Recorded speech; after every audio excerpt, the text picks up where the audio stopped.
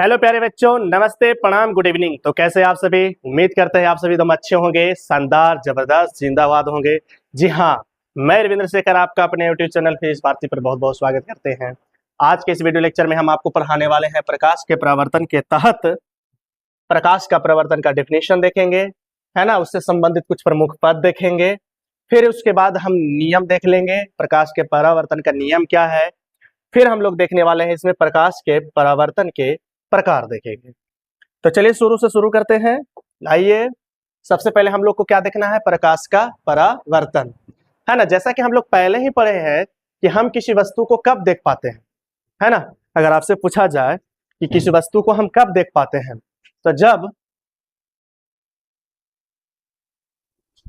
तो किसी वस्तु को देखने के लिए प्रकाश को उस वस्तु पर पड़ना होगा, उस वस्तु के सरफेस पर, सतह पे पड़ना होगा। अब पड़ने के बाद हमारी आंखों तक पहुंचना होगा। जैसे हम अगर इस बोर्ड को देख रहे हैं तो प्रकाश इस पे पड़ा है और लौट करके हमारी आंखों तक पहुंचा है। तो ये जो हमने बोला कि प्रकाश इस पे पड़ा और लौट कर हमारी आंखों तक पहुंचा, इस घटना को ही कहा जाता है प्रकाश का परावर्तन। अगर हम इसको एक मिरर के मामले में देखें, दर्पण के मामले में देखें, तो जिसमें आप अपना चेहरा देखते हैं, अगर उस दर्पण को हम क्या करते हैं, लाइट के सामने रखते हैं, तो देखिएगा कि रिफ्लेक्ट होकर के जो प्रकाश यहाँ से आ रहा है वही प्रकाश इधर आपको दिखेगा। तो यह घटना क्या कहलाता है? बोलेंगे मेरे प्यारे बच्चों, यह घटना क्या कहलाता है? प्रकाश का परावर्तन। लेकिन आप परीक्षा में कैसे लिखेंगे, आइए उसको देखते हैं। कहता है प्रकाश का परावर्तन का डेफिनेशन कि प्रकाश को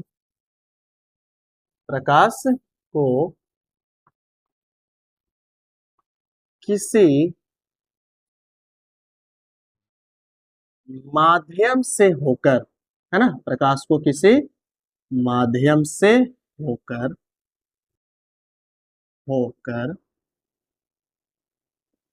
है ना,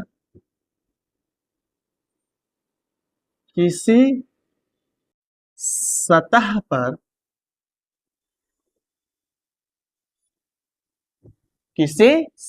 पर पड़ने के बाद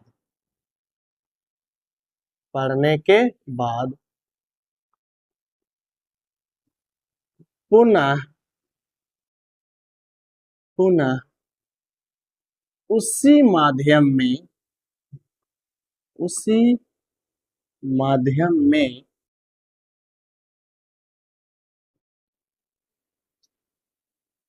प्रकाश को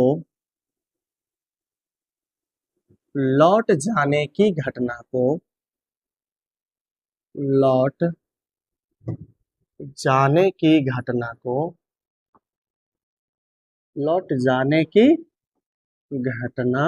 को क्या कहते हैं? जल्दी से बोलेंगे। प्रकाश का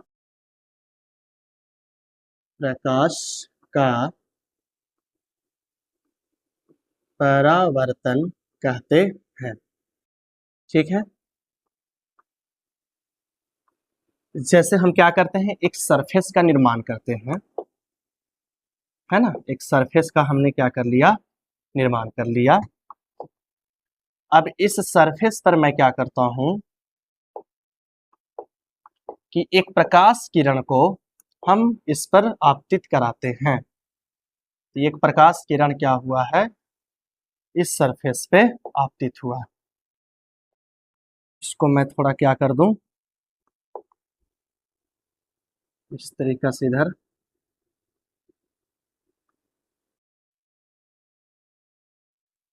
अब ये जो प्रकाश है जो इस पर आपतित हुआ है, किधर से आया है? तो इस मीडियम से कोई माध्यम मान लेते हैं। इधर कोई माध्यम है, मान लो एयर से ही आया है। एयर है, इधर हवा है, एयर है, वायु है। अब ये प्रकाश इधर से आया है और क्या हुआ कि ये इसी माध्यम में, यानी एयर में आया है और एयर में ही क्या कर जाए, इस सतह पे पड़ने के बाद लौट जाए, है ना। इस घटना को क्या बोलेंगे हम लोग? बोलेंगे जल्दी से। इस घटना को हम लोग क्या कहेंगे? प्रकाश का परावर्तन कहते हैं। क्या बोला है? प्रकाश को किसी माध्यम से होकर, तो प्रकाश किसी माध्यम से होकर के आया है, किसी सतह पे पड़ा है, इस सतह पर, और पुनः उसी माध्यम में, मतलब एयर में आया है तो एयर में ही, है ना, क्या हो जाए, प्रकाश को लौट जाने की घटना को क्या कहते हैं? प्रकाश का परावर्तन कहते हैं। तो यहां से प्रकाश का परावर्तन का परिभाषा क्लियर हुआ मेरे प्यारे बच्चों? क्लियर है? आगे बढ़े, चलिए आगे बढ़ते हैं। कॉपी कलम निकाल करके बैठ जाइए एकदम कुर्सी पे, चेयर पे, है ना। ये नहीं कि आप बेड पर ऐसे लेटे लेटे आप मोबाइल को देखिए, नहीं, एकदम प्रॉपर आप कॉपी कलम उठाइए, एकदम पढ़ने में मजा आएगा। एकदम एक लाइन, एकदम लाइन टू लाइन हम एक एक पढ़ एकदम हम लोग आपको समझाएंगे, ठीक है कि नहीं? तो बने रहेंगे मेरे साथ। चलिए, तो अब हम लोग को देख लेना है क्या, प्रकाश के परावर्तन से संबंधित प्रमुख पद। हम प्रकाश के परावर्तन को एक्सप्लेन करेंगे, हम लोग बहुत सारा चीज देखेंगे, इमेज फॉर्मेशन देखेंगे, है ना, मिरर फार्मूला को सिद्ध करेंगे, इन बहुत सारा चीज देखने वाले हैं हम लोग। तो उसको वहां पर हम लोग को जरूरत पड़ने वाला है कुछ इंपॉर्टेंट टर्म के बारे में, है ना। वो इंपॉर्टेंट टर्म क्या है, हम लोग यहाँ पर देखेंगे आपतित किरण, परावर्तित किरण, आपतन बिंदु, है ना, परावर्तक सतह, आपतन कोण, परावर्तन कोण, है ना, इंसिडेंस पॉइंट यानी कि आपतन बिंदु, अभिलंब, इन सभी चीजों की जरूरत पड़ने वाली है। तो हम लोग इस टॉपिक के अंतर्गत यही पढ़ेंगे। तो आइए, सबसे पहले हम क्या करते हैं कि हम एक परावर्तक सतह को ले लेते हैं, परावर्तक सतह। तो आपके सामने अभी अभी मैं परावर्तक सतह बनाने जा रहा हूं, ठीक है। तो ये रहा परावर्तक सतह, हम यहाँ पर लिख भी देते हैं कि इसका नाम है परावर्तक सतह, ठीक। अब इस परावर्तक सतह पे क्या हो रहा है, तो एक किरण जो है आपतित होगा, देख लीजिए, ठीक। तो जो किरण किसी माध्यम से होकर परावर्तक सतह पे आपतित होता है, उसको हम लोग बोलते हैं आपतित किरण। तो ये क्या हो जाएगा, क्या हो जाएगा मेरे प्यारे बच्चों, आपतित किरण,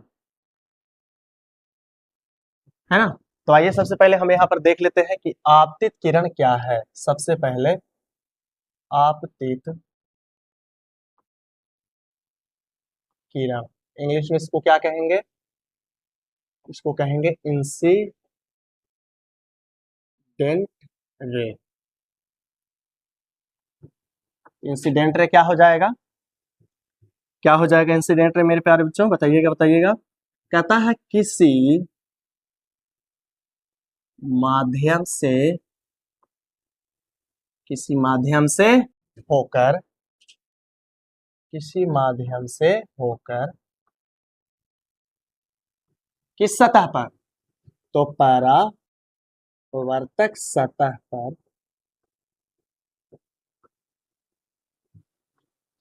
पड़ने वाली,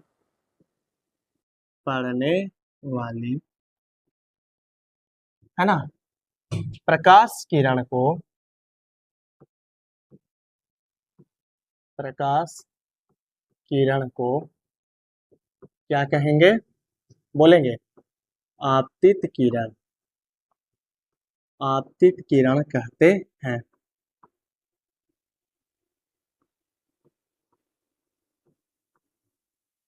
है ना। अगर हम इधर में ए ले ले और यहाँ पर ओ ले ले, तो एओ जो होगा, एओ जो होगा वो क्या हो जाएगा, आपतित किरण, क्या हो जाएगा, आपतित किरण। अब इसके बाद, अब इसके बाद यह जो बिंदु आप देख पा रहे हैं, ये बिंदु जिसको हम लोग ने हमने नाम दिया ओ, है ना, इस बिंदु का एक स्पेशल नाम है, इस बिंदु का नाम है आपतन बिंदु। इस बिंदु का नाम क्या है मेरे प्यारे बच्चों, आपतन बिंदु, है ना। तो सेकेंड नंबर में हम लोग देख लेते हैं आपतन बिंदु क्या है, दूसरा नंबर आपतन बिंदु। आपतन बिंदु को इंग्लिश में क्या कहेंगे, पॉइंट ऑफ इंसिडेंस। आपतन बिंदु को क्या कहेंगे, पॉइंट ऑफ इंसिडेंस। और इसका परिभाषा क्या हो जाएगा, तो कहता है कि परावर्तक सतह के जिस बिंदु पर, ठीक है, परावर्तक सतह के जिस बिंदु पर जिस बिंदु पर जिस बिंदु पर आपतित किरण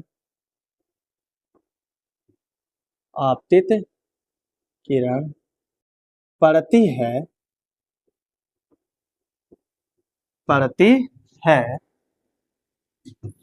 है ना, पड़ती है, वह आपतन बिंदु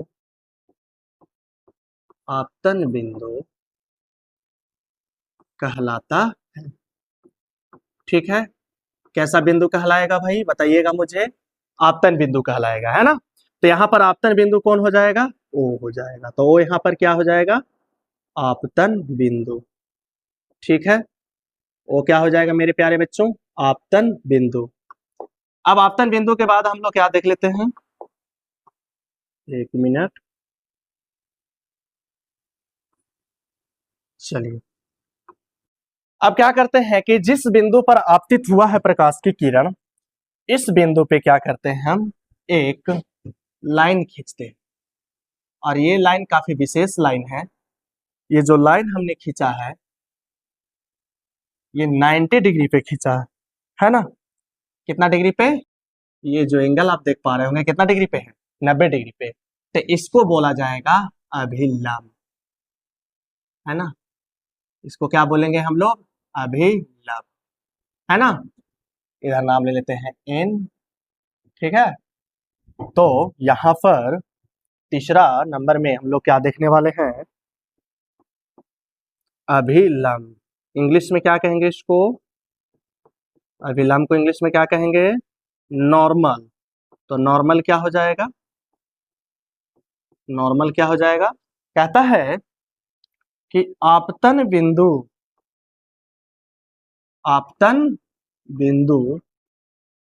पर डाला गया लंब, आपतन बिंदु पर डाला गया लंब क्या कहलाता है? डाला गया लंब क्या कहलाता है? अभिलंब। अभिलंब कहलाता है। ठीक है, आपतन बिंदु पर डाला गया लंब क्या कहलाता है? अभिलंब कहलाता है। तो मुझे बताइए कि यहाँ पर अभिलंब कौन हो जाएगा? O N. ओ एन क्या हो जाएगा? अभिलंब। अब जैसे ही अभिलंब बनाया हमने, तो यहाँ पर देखिएगा इस किरण और इस अभिलंब के बीच एक एंगल देखने के लिए मिल रहा है। इस एंगल को हम लोग क्या कहेंगे? इस एंगल को हम लोग कहेंगे आपतन कोण। ठीक है, क्या कहेंगे? आपतन कोण, है ना। तो यहाँ पर अब हम लोग समझ लेते हैं कि आपतन कोण क्या है।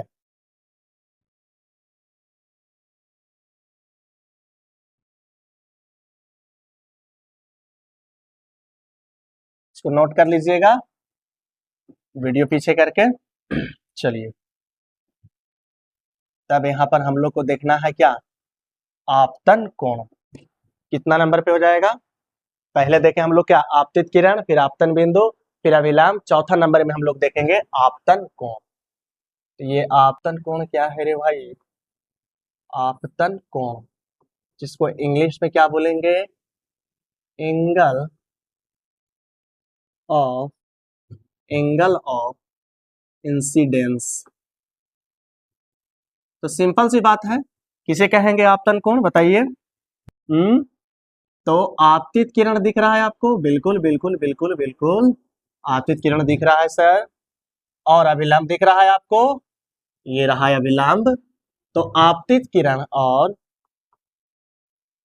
अभिलंब के बीच, आपतित किरण और अभिलंब के बीच बने कोण को क्या बोला जाएगा? आपतन कोण कहा जाता है। क्या कहा जाता है? आपतन कोण कहा जाता है। क्लियर? ये आपतन कोण किस में रहेगा? डिग्री में, यानी कि 10 degree, 20 degree, 40 degree, 45 degree, 60 degree, है ना। इस प्रकार से दिया हुआ रहेगा। कहता है इसे इस आपतन कोण को आई द्वारा सूचित किया जाता है। क्लियर? आपतन कोण को किससे सूचित करेंगे?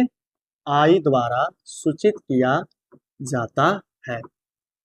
यानी यहां पर हम लोग लिख सकते हैं कि आई जो आपतन कोण है वो कौन हो जाएगा? AON। इस कोण का नाम क्या हो जाएगा? AON। यहां पर हम लिख देते हैं कोण AON। ये क्या हो गया? आपतन कोण हो गया। ठीक है, आगे बढ़े। अब आगे बढ़ करके हम लोग को क्या मिलेगा भाई? तो अब ये जो किरण आया है ये क्या करेगा? लौटेगा, है ना? परावर्तन होगा इसका। तो ये परावर्तित किरण को हम दिखाने का काम करते हैं। ये रहा परावर्तित किरण। इसका नाम क्या हो जाएगा मेरे प्यारे बच्चों? इसका नाम क्या हो जाएगा? ये जो किरण जो जा रहा है इसका नाम हो जाएगा परावर्तित किरण। परावर्तित किरण, है ना? तो आइए 5वां नंबर में हम लोग अब क्या देख लेते हैं? परावर्तित किरण। परावर्तित किरण इंग्लिश में क्या हो जाएगा? Reflected ray. Reflected ray. परिभाषा कैसे लिखेंगे आप? तो कहता है प्रकाश के परावर्तन के बाद, प्रकाश के परावर्तन के बाद, परावर्तन के बाद लौट कर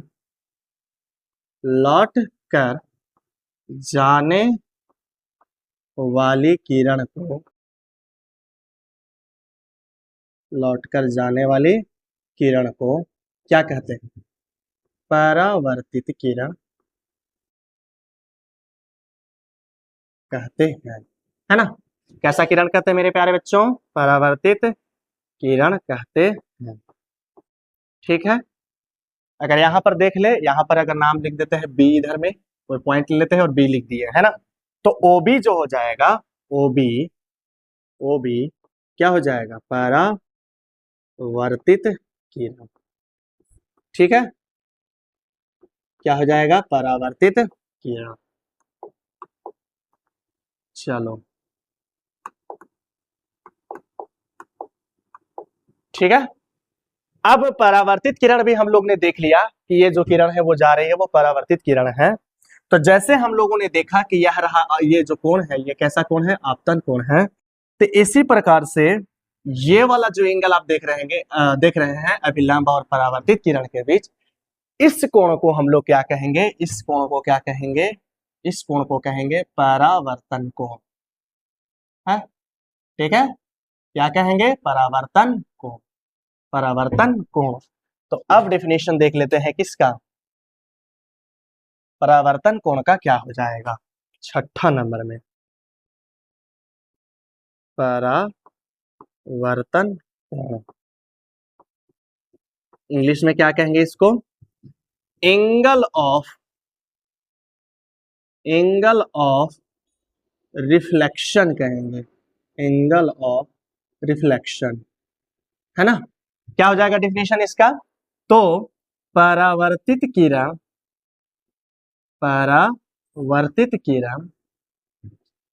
और परावर्तित किरण और अभिलंब के बीच, अभिलंब के बीच बने कोण को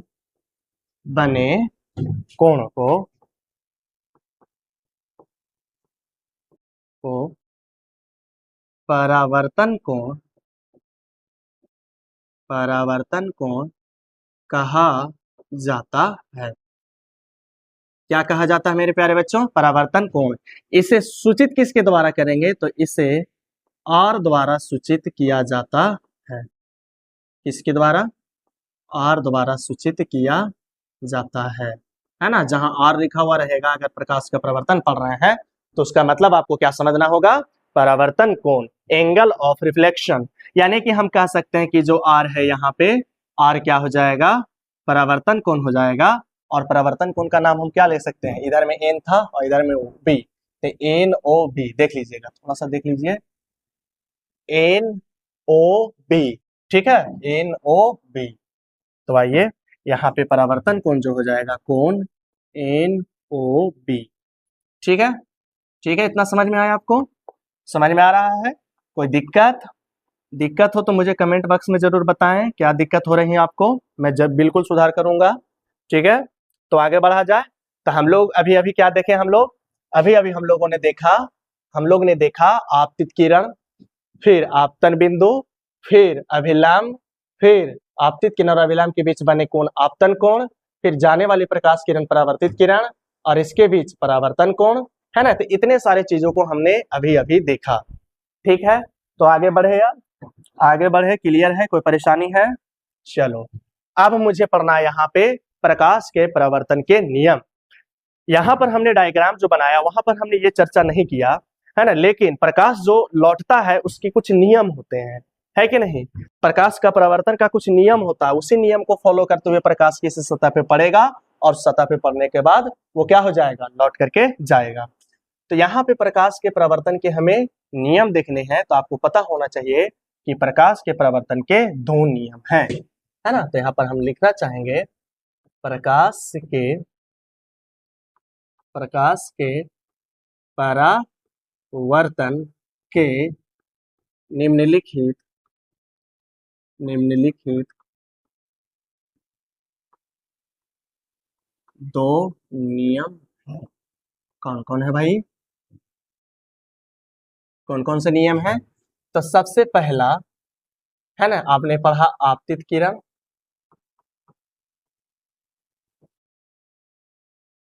और क्या पढ़ा, आपतन बिंदु पर डाला गया अभिलंब, आपतन बिंदु पर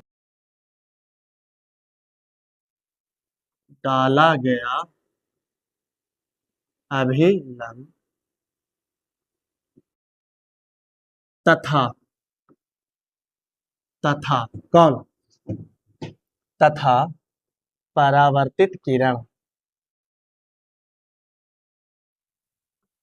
परावर्तित किरण तीनों एक ही समतल में होते हैं। अब यहां से कई बच्चे जो होते हैं समझ नहीं पाते हैं कि कहता क्या है, इसका मतलब क्या है, एक ही समतल में होते हैं, मैं पहले लिख लूं, समतल में होते हैं, है ना। कई बच्चे कंफ्यूज हो जाते हैं कि एक ही समतल में होते हैं का क्या मतलब है। जैसे ये बोर्ड को हम क्या मान लेते हैं, कोई परावर्तक सतह है, ठीक है। अब हम क्या करते हैं कि ये एक लाइट को यहाँ पर हम इस पे इस प्रकार से इंसिडेंस कराते हैं, ठीक है, और इंसिडेंस कराने के बाद यहाँ पर अभिलंब खींच लेते हैं आपतन बिंदु पर, ये अभिलंब हो गया और ये परावर्तित किरण। तो ये जो तीनों जो आप लोग देखे, आपतित किरण, अभिलंब और क्या, परावर्तित किरण, तो इन तीनों चीजों को अगर हम डायग्राम बनाएंगे, या तो हम कह सकते हैं एक समतल पर हम इसको लेंगे, तो एक समतल पर ये तीनों चीज क्या हो जाएगा, आ जाएगा। तो इसीलिए नियम में बोला जाता है कि तीनों एक ही समतल में होते हैं। जैसा कि ये वाला देख लीजिए, यहाँ पर ये किरण और ये अभिलंब, ये तीनों एक ही समतल में आ गया है। ऐसा नहीं है कि ये किरण इस प्रकार से आपतित हुआ है और इधर ये किरण निकल जाएगा, नहीं, इस प्रकार से, समझ में आया, मतलब क्या बोले हम कि तीनों एक ही समतल में होते हैं। तो चलिए अब बात को आगे बढ़ाते हैं। चलिए दूसरा नंबर में क्या कहता है, कहता है आपतन कोण जो होता है, आपतन कोण परावर्तन कोण के बराबर होता है, परावर्तन कोण के बराबर होता है ना, परावर्तन कोण के क्या होता है, बराबर होता है। अब गांठ बांध लीजिए ये वाला, ठीक है ना, क्या बोला है, आपतन कोण बराबर परावर्तन कोण। तो ये दो नियम हो गए किसके, प्रकाश के परावर्तन के नियम हो गए। यानी कहने का मतलब क्या है कि अगर ये एंगल 30 डिग्री है तो ये परावर्तन कोण भी कितना होगा, 30 डिग्री होगा। समझ में आ रहा है? अगर ये 40 डिग्री है तो ये भी कितना डिग्री, ये 50 डिग्री तो ये भी, बोलिए बोलिए 50 डिग्री, ये 60 डिग्री है तो ये भी, ये 70 डिग्री है तो ये भी क्या डिग्री, 70 डिग्री हो जाएगा। क्लियर? यानी कि अब यहाँ से एक चीज और हम आपको सिखाना चाहेंगे कि अगर आपको प्रकाश का परावर्तन दर्शाना हो, जैसे ये कोई सतह हो गया है ना, और यहाँ पर एक किरण को आप इस प्रकार से आपतित कराते हैं और ये आपने अभी लंब बना लिया तो ये कोण हो गया, तो ये जितना कोण है उतना ही कोण बनाते हुए क्या करेंगे, इधर एक किरण को इस प्रकार से ले जाएंगे। यानी कि अगर इधर थीटा है तो ये भी कितना होना चाहिए, थीटा, है ना। यानी आई बराबर आर बराबर क्या होना चाहिए, थीटा होना चाहिए। अगर ये 1 डिग्री है कि इधर ये वाला एंगल 1 डिग्री है तो ये वाला एंगल भी कितना होना चाहिए, 1 डिग्री होना चाहिए। तो ये प्रकाश के परावर्तन में यही बोला गया है ना। तो समझ में आया? आगे बढ़ा जाए मेरे प्यारे बच्चों। चलिए आगे बढ़ते हैं और आगे बढ़ करके अब क्या देखेंगे भाई, सबसे लास्ट आज का वीडियो लेक्चर का, प्रकाश के परावर्तन का प्रकार, है ना। प्रकाश के परावर्तन के 2 प्रकार हैं, यहां पर देख लीजिएगा। प्रकाश के परावर्तन कितने प्रकार के हम ले सकते हैं, 2 प्रकार से ले सकते हैं। कौन कौन? एक